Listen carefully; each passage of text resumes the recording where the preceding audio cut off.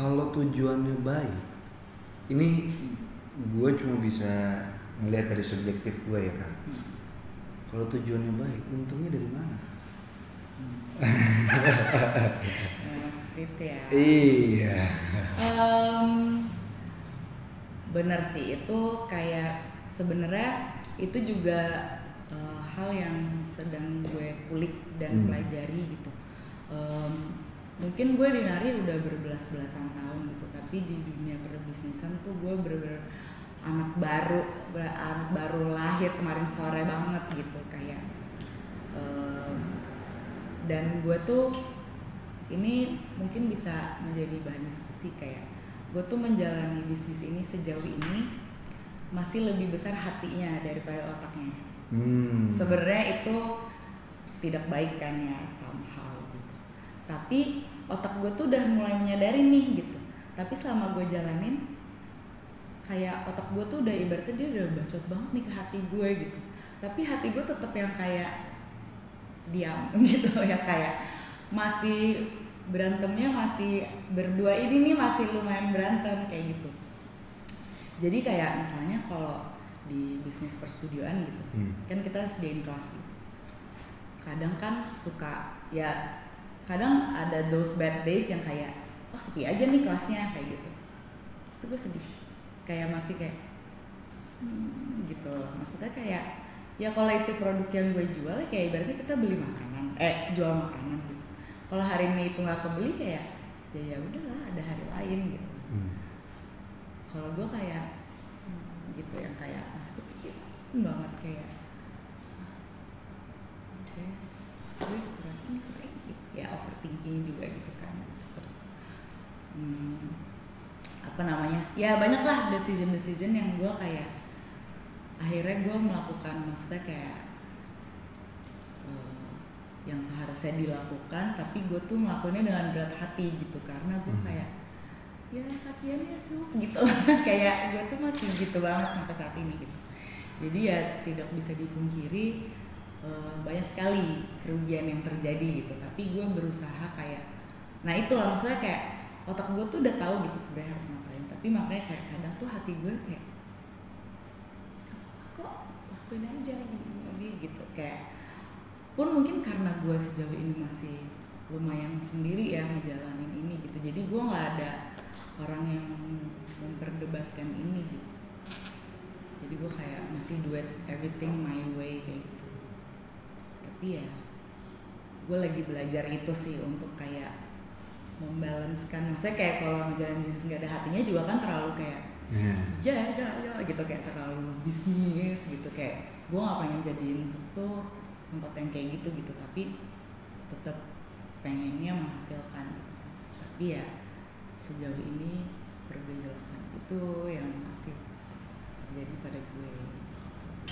Otaknya emang ngomong apa sih Kak?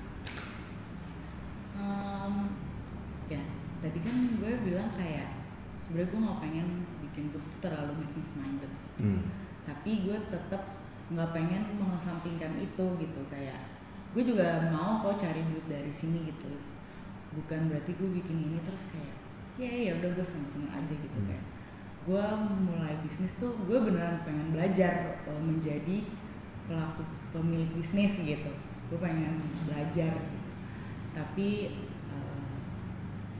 kayak ya mungkin karena gue ngelakuin ini sendiri, bener-bener sendiri, staff gue cuma desainer grafis, udah kayak sisanya itu gue kayak one man show gitu kayak tapi kenapa gue pun masih one man show gitu, kayak gue pengen mensejahterakan siapapun yang kerja sama gue juga gitu, dan gue belum merasa gue bisa melakukan itu, jadi ya gue sendiri dulu aja kayak gitu. Sekarang ada berapa orang dan desainer grafis dan Mas dan obeko tercinta. Oke. Desainer grafis untuk sosial media. Makanya sebenarnya orang-orang kalau lihat Zuk pertama dari sosial media kayak, hah, lu tuh nggak punya tim, langsung kayak gitu karena jadi desainer grafis gue tuh lu juga kenal kok Johan, anak Jakarta Movie. Oke. Jadi dia kan kayak kenal gue lahir batin gitu ya. Jadi maksudnya kayak ini semua kayak color palette, terus branding, logo, bla bla bla bla bla, itu tuh semua Johan yang bikin tanpa gue brief yang kayak terlalu detail, karena dia udah tahu banget kayak gue maunya apa, tanpa gue A sampai Z itu kayak tahu gitu semuanya. Pun yang desain interior ini juga Faras. Ini semua yang bikin Faras gitu. Kayak gue beruntungnya teman-teman gue tuh support gitu.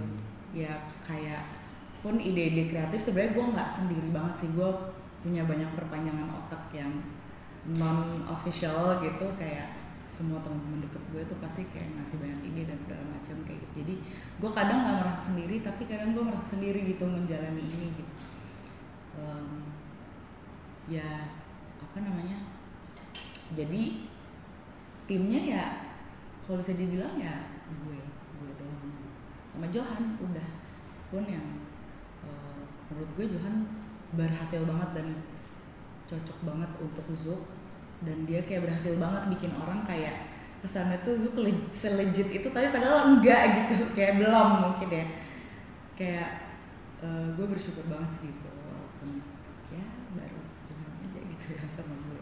Tapi kalau ada orang atau ada tim gitu ya, katakanlah kan udah kenal sama TMP gitu, mereka memberikan saran untuk bagian bisnisnya, di mana di situ itu adalah bisa dibilang bukan forte lo gitu. Apa lo akan mendengarkan? Sama. Gue malah dari kemarin salah satu omongan yang otak gue bilang juga kayak, dude, you have to like consult with somebody yang lebih ahli gitu. The POV sih yang gue butuhin gitu, kayak maksudnya gue kan kayak ibaratnya nih gue ngejalanin dua hal gitu, nari sama bisnis gitu. Kayak nari gue tuh udah di sini, bisnis gue kayak di sini gitu. Jadi kayak nggak imbang sama sekali gitu. Sementara gue harus menjalani keduanya gitu. Karena kayak berarti kayak strategi bisnis ala-ala yang gue terapkan sekarang tuh kayak gue tuh lebih ngebaca. Ya maksudnya gue karena ya gue terhitung masih baru lah ya, masih baru mau 3 tahun gitu, kayak gue yang penting semua penari kesini dulu deh dan tahu Zouk gitu. Kayak gue tuh ngebacanya dari POV-nya penari aja gitu. Kayak pun harga, nah misalnya adik gue tuh kebetulan orang keuangan juga, cuman dia kayak lebih ke konsultan di company besar lah gitu. Dan dia tuh kayak ngasih tahu gue untuk kayak basicnya aja, kayak lo harus gini supaya gini, hitungannya gini. Udah itu doang. Bekal gue tuh cuma itu doang gitu. Gue kayak campurin itu, tapi gue lebih banyak kayak lebih bergerak dari sifat-sifat penari gitu, yang kayak penari tuh nggak mau ribet, penari tuh maunya yang murah meriah, yang kayak gitu-gitu. Gue kayak, tapi menurut gue somehow ya gue berhasil karena hampir semua penari udah pernah kesini alhamdulillah kayak gitu. Ya itu yang berhasil gitu. Tapi kan dari segi perputaran uangnya kok gue agak kayak gitu kan. Jadi emang kayak maksudnya selama ini ya gue juga masih berusaha menarik orang-orang yang kayak itu masih menjadi target gue gitu. Tapi ya lama-lama kayak nggak bisa lah itu mulu gitu ya. Lo harus berkembang lah dari segi bisnisnya juga, dari sisi komunitas udah lumayan. Maksudnya kayak ya gue sekarang alhamdulillah penari di Jakarta mungkin cuma sekian persen yang belum pernah kesini kayak gitu. Ya alhamdulillah udah banyak banget yang main kesini, yang support Zouk dan segala macam gitu. Tapi kan yang dari sisi lainnya itu sisi lain apa? Ya dari bisnis dan perputaran uang itu yang harus kayak yuk gitu, kayak lo kayak juga udah harus mulai mikirin deh gitu. Saya bukannya gue nggak mikirin sih dari dulu gitu, tapi ya yang pertama menjadi prioritas kayak gimana nih biar orang bisa tahu Zouk dulu, bisa langganan di sini, bisa top of mind-nya Zouk dan segala macam kayak gitu. Ya sekarang gue udah harus lebih mendisiplinkan goal yang lain itu dari sisi bisnisnya kayak gitu. Apalagi dengan adanya MRT Cipete di depan Zouk. Iya. Dan lu adalah 2 dari toko yang masih buka. Iya. Karena katanya di bawah tutup. Udah tutup. Alasannya apa? Excel satu apa nih? Iya, alasannya apa? Salah satunya banyak hantunya. Gue sih di sini alhamdulillah, apa mungkin di sini karena ramai terus kali Iya, ya. benar. Jadi harusnya bisa menarik lebih banyak orang, bahkan yang non dancer seperti gue kan juga buktinya bisa kemari gitu. Apa yang menurut lu bisa lu lakuin lagi sih buat Zoom? Ada nggak di kepala lu? Sebenarnya ada beberapa poin yang Zoom nggak punya, yaitu kayak lobby atau ruang tunggu gitu. Sebenarnya itu sih, dan space yang lebih besar kayak gitu. Karena sebenarnya kalau studio, kita bandingin studio nari gitu ya, basically sama ya formatnya, kayak lantai, kaca, speaker, udah gitu kan. Tapi apa yang bikin penari lebih milih studio lo daripada studio lain kayak gitu? Ya fasilitas tambahannya kayak gitu. Nah sebenarnya kayak nomor 1 tuh itu gitu, kayak lobby ini tuh menurut gue kalau udah rame nih kelas, itu udah angkot banget tuh di luar gitu kan, kayak sebenarnya itu sih gitu.